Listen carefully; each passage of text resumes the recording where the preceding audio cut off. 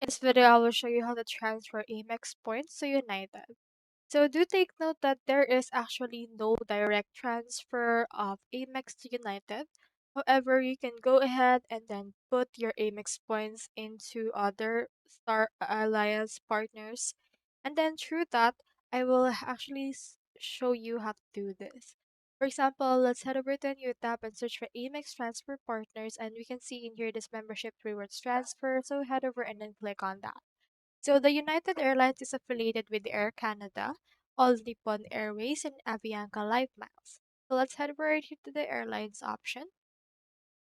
And then in here, as you can see, we have Air Canada. We also have Avianca, but we don't have in here this All Nippon. So for example, just choose between Avianca and Air Canada option.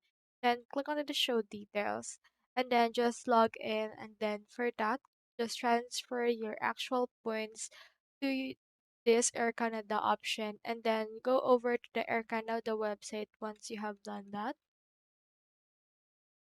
And then from in there, just click on this first part, and then from in there, just book a flight that it's actually on or operated by United in order to successfully redeem the particular miles that you have for that.